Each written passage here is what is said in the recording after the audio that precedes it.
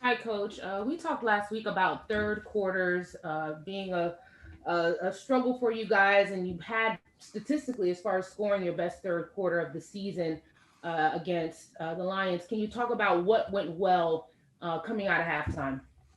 I think we just spoke it into existence. We just decided it wasn't going to be a problem anymore. Even at halftime, we said, "All right, hey, it's the third quarter. It's our quarter. Let's go." And made some plays, got down there and scored. So, and I really think it started with the defense getting that stop and getting us good field position as an offensive team. So, I think it's just something that everyone resolved. Hey, we're going to get fixed, and we didn't do anything differently. We just did it better. Hey, Coach, it's Chris Jenkins. I was wondering if you could describe what your communication has been like with Mr. Tepper this year. That's been something that's daily or weekly, whatever that may be, and what you can share about those conversations. And lastly, if he's addressed the team at all this year on a game day. Has he addressed? No, Mr. Tepper doesn't. He just he doesn't address the team. I mean, he'd be certainly welcome to if he wanted to. Yeah, I mean, I talk to him all the time. When I say all the time, I talk to him here and there. Whenever he needs something or I need something, he's readily available, and that was something that was very important to me. And in terms of taking a job in the NFL, is I wanted to go somewhere where I had a direct line of communication to the ownership, and he's a brilliant thinker. He's an innovator. So anytime I have a question, I can go to Marty, I can go to him, I can go to Tom Glick, Steve Drummond, Bruce Spade. I mean, there's a bunch of people here outside of the football staff that I know I can go to and get different perspectives. Mark Hart as well. So, yeah, I mean, he doesn't get involved in the football ever. He just kind of lets me do that, and he's been a great owner. Let's go to Joe Person for the next question, followed by Elena Getzenberg. Matt, I'm sure you'll get a better sense Wednesday, but just wondered kind of what your early read is on both Teddy and Christian. Yeah, I mean, I would expect Teddy to practice on Wednesday, and then we'll just kind of take it from there. He was, like I said, he was cleared to play yesterday, so I would assume he would be ready to go Wednesday. But I usually just try to take things day by day. Saw him for a little bit today, in meetings. So we'll see Wednesday, and then Christian, we'll see if he can do anything Wednesday, and just continue to take it week by week. See how he feels. Hey, Matt, I was curious, Tahir didn't end up playing at all yesterday. Was that at all due to the injury, or was there another reason for that? I mean, he was banged up. He was there sort of, just banged up from the ribs from the week before. And, there's no one with the toughness of Tahir, so he suited up for us if we needed him. But we went into that game not planning on playing him. Hopefully another week will do him good. I was curious, I understand that yesterday was more related to the injury, but his playing time has kind of decreased a bit throughout the course of the season. Is that at all scheme related, or is there anything you need to see from him, or just your thoughts on him this year? Just like I said last week, I'm not going to do a bunch of like year-long guys in review. I'd rather talk about just each week. I think Tahir goes out each and every week like a lot of our guys in battles and fights to help us win. And, we play him in certain packages. Each week's a little bit different. This was a week that we were able to stop the run early. And so we were able to, be in more of a 3-down, stand-up burns, kind of a different type of a package. And the guys who played in that, I thought played really well. Let's go to Josh Klein and then Jonathan Alexander. Just kind of building off that Tahir question, hoping that you could talk or tell us a little bit about what you saw from Jermaine Carter in his largest workload, and then I have another question after that. Yeah, I mean, he maybe it was larger than when he played against Kansas City. I mean, he played a ton in Kansas City as well when Jeremy was out. Jermaine's come further and further and further every week. He's a really good player on special teams. I think he's really, I think he'd be a guy that maybe I would say, maybe he wouldn't say, but I thought struggled early on with the process that we have in place, and has really bought into it. And as a result, has seen his role grow and grow and grow. He's really dependable on special teams. He played He filled in for Chin against Kansas City as the Sam and base and as the nickel Will. Yesterday he played as the 3-down Mike and as the 4-down Mike. Didn't play a nickel. So you have a guy that versatile. You can use him, and I thought he played really well yesterday. I thought he had tremendous quickness. He ran through gaps, and so he's a guy to me that as you look at the team, you evaluate the way you're doing things. He's come really far. He's playing his best football right now. And then obviously this season you've talked a lot about the process and guys buying in and the brand and culture and your type of player. Does it need to manifest itself on the field in terms of wins and shutouts and performances like you had yesterday in order for that buy-in to continue and to grow? Maybe for it to continue, but you don't get shutouts without guys buying in first. And the unfortunate fact sometimes is that sometimes you have to have losses for people to say, hey, we better hurry up and buy into this. And so I thought the Buccaneers loss, which, in my mind, it wasn't as separate as the score, but it felt really bad at the end. I think that led to, and we've been making progress. I thought we played, some really good football at times versus the Chiefs. We played a good first half against Tampa, but I thought that feeling come out of that game led to our best week in terms of preparation and playing one snap at a time, which that's all really when I say process, all I'm saying is prepare at a high level and play one snap at a time. I thought that showed up in the game.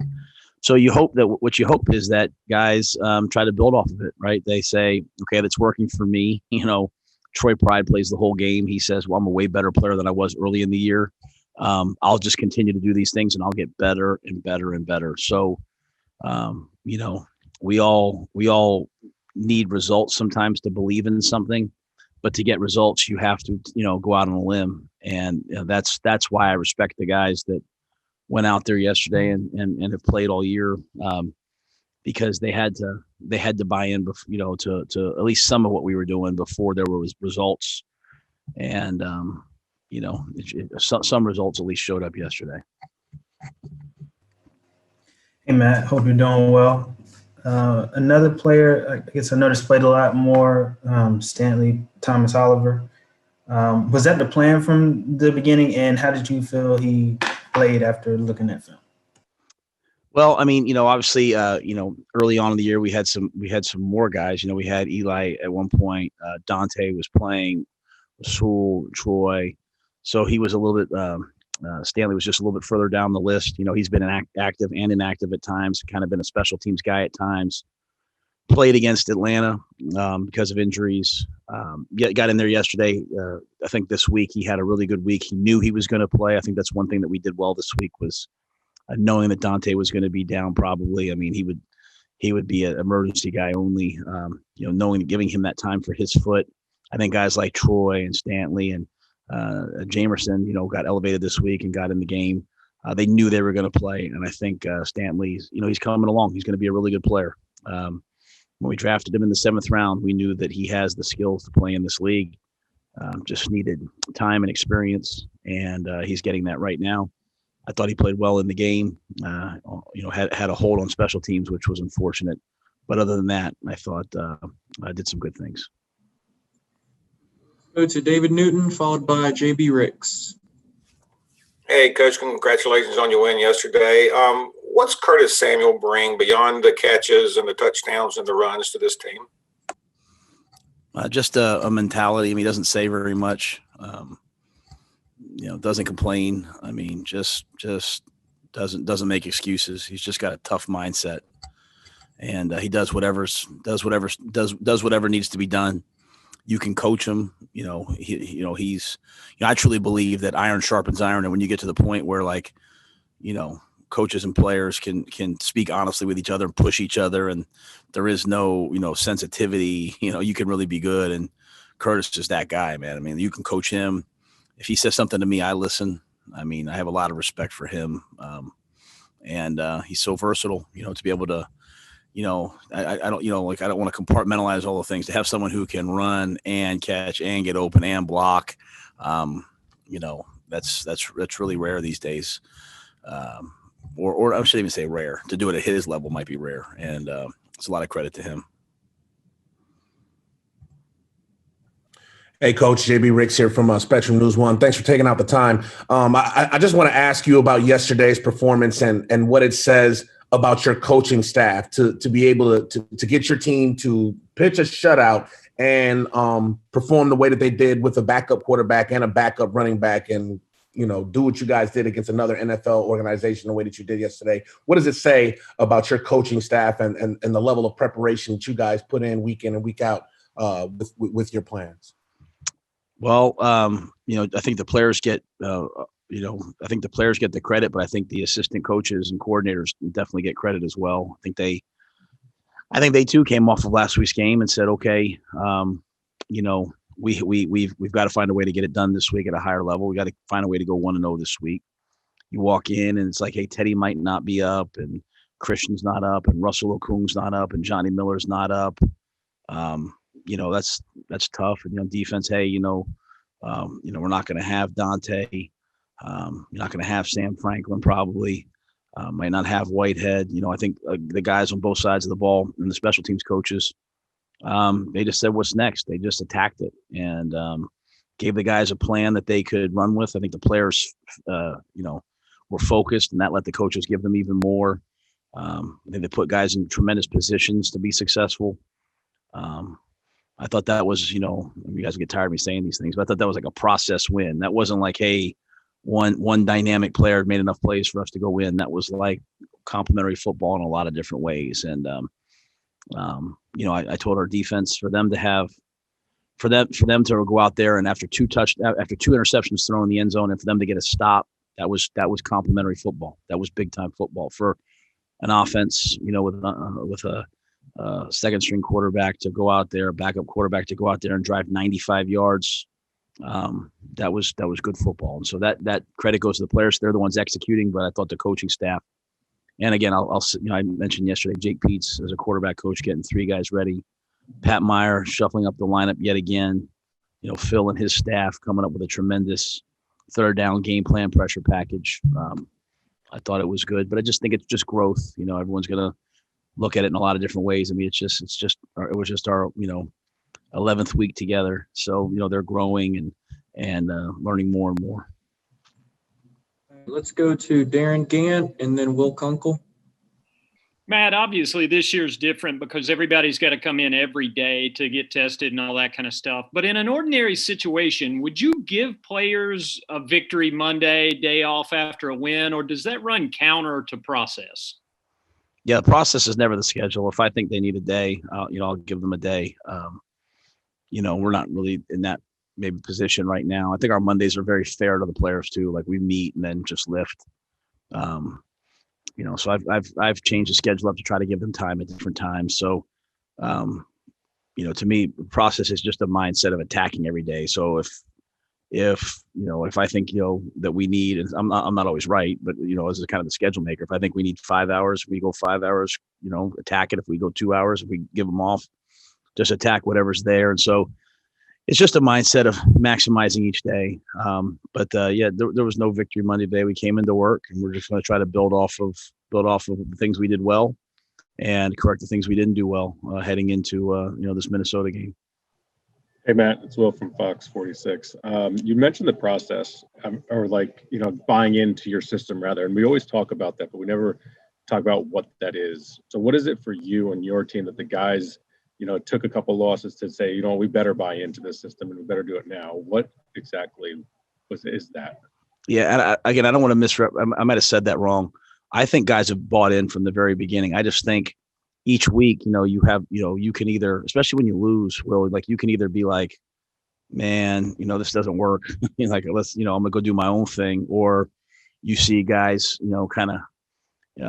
take a step forward as a team. I thought a lot was made last week about Shaq talking to the team, and he was one of a couple guys that did. But it was like, hey, let's come together and get better. And so, to me, it's like, I say process. It's just like going on a diet, right? Just because you say you're doing it doesn't mean you do it each and every day, right? Doesn't mean when no one's around you don't sneak in the pantry and get a cookie. Like it's just a daily discipline and daily dedication. And when adversity comes and when you're having success, it's easy to say, oh, this works. When you're struggling, when you're not winning, guys have a tendency, or all of us have a tendency, to start looking for answers. And what I liked about what the team did last week was they came together. And I think they've done it even while during the stretch of games that we didn't win. I mean, I think each and every game we went out there and we put ourselves in a position to win. So I respect the team, and I respect the way that they have hung in there through a bunch of close losses.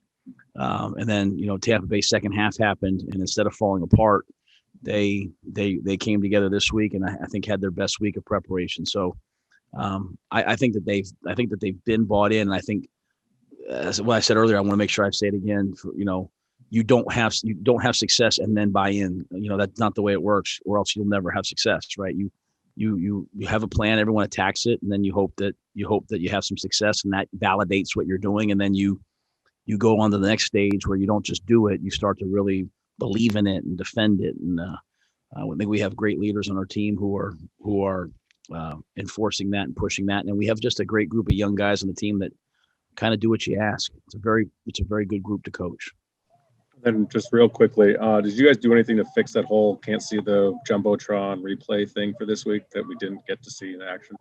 Yeah, there's nothing you're allowed to do. I mean, it's the rules about in the box, or the rules that are in the box. You just have to look up. We just have to. We as coaches have to look up at the scoreboard. Something that people might not know is you have if you have a Thursday night game or a Monday night game or a Sunday night game, like one of those those big nationally televised games. I think you have 30 cameras. That's like 30 cameras, right?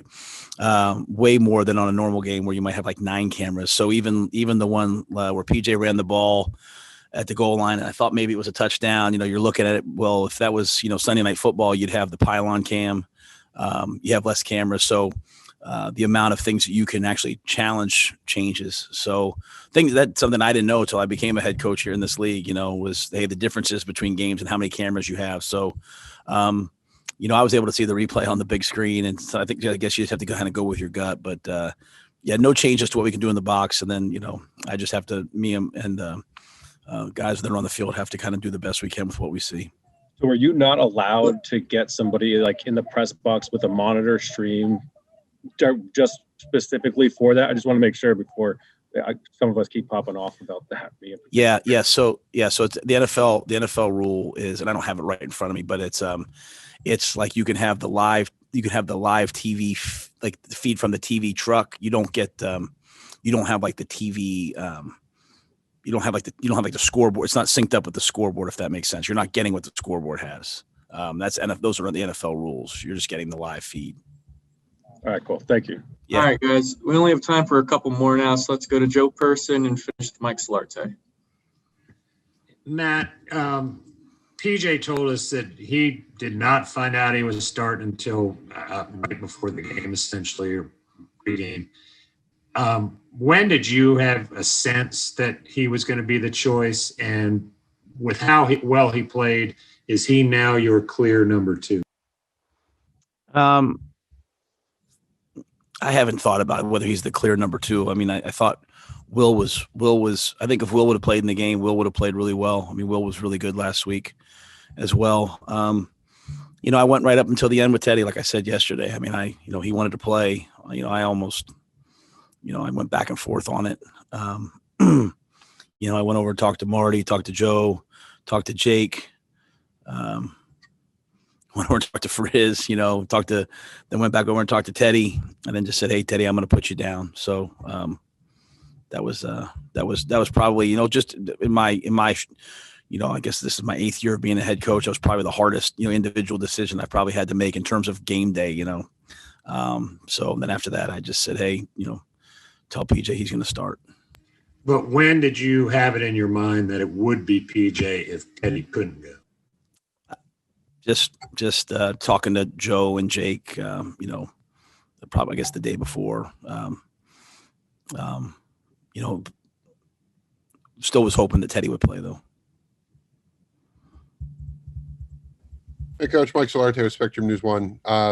You talked, and I know you've reemphasized how you wanted to say that guys are buying in, and so that's not the point of this question. The question I have for you is, what kind of satisfaction or gratification are you and your coaches getting seeing these guys that are bought in, and they really, after the Tampa game and how they came together and that sort of thing, and kind of you realizing the fruits of your crop planting there to get these guys into your system and seeing it come to light the way it did on Sunday? So I'm going to answer that really, really honestly. Like I think going out to Kansas City, and playing that game, I thought we did some really good things. And so after every game, I say like, hey, we did this. I try to be really, really, really cold-blooded about what I say, if that makes sense. As I share with the team today, I think you evaluate. You say, what did I do well? And what do I need to do better? And what did I learn? I think I do that for myself. I do that for each player. I do that for the team. So you're always looking at all the sides of it. So I've seen the growth. We played the Saints and we had a chance to kick a field goal. So there was good, there was bad, in all of these games. I think last week, the game got away from us, but we had every chance to be in that game. So I have felt good about the progress we've been making. I've seen the seeds being sown. I really believe that. And so I've been very much at peace about what we're doing. I've been very much at peace with the job the coaching staff is doing. If I feel like a coach isn't doing a good job, I usually go and talk to them and say, hey, I feel like all the guys on the staff have been doing a great job. That being said, it was just one game, one win. I try to move on from it. However, this game was satisfying, not happy, but satisfying to me because, so many guys had to step up. And that to me is what a real team does, right? You don't have Christian, Mike steps up, Trenton steps up, Rodney Smith just joined us a few weeks ago and he's out there playing in crucial times. That tells me that A, our players are doing the right things, and B, Jeff Nixon's working overtime to get the guys, ready. We're down Russell and Johnny on the O-line, and, Dennis Daly steps up and Trent Scott steps up. Oh, and then Dennis Daly goes down. Then Sco steps back in there. That tells me that Pat Meyer's doing an elite job. And I just could go, all around the board. I've already talked about the quarterback coaches. And so I think there's a sense of satisfaction when not the win, but to play the way that we play, to throw 2 interceptions in the end zone and see the defense go out and say, don't worry about it, and get stops, to kick a 58-yard field goal.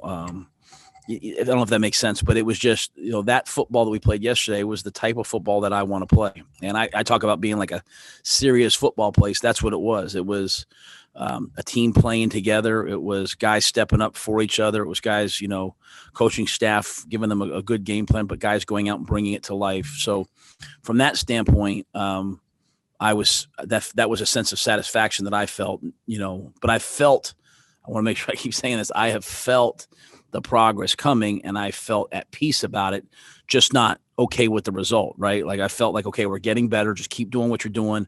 But at the same time saying we've got to find a way to go close one of these out and win. So we won this game. And just so I'm like, for me, I'm still like, we had the ball twice inside the 20 and couldn't run it in at the end.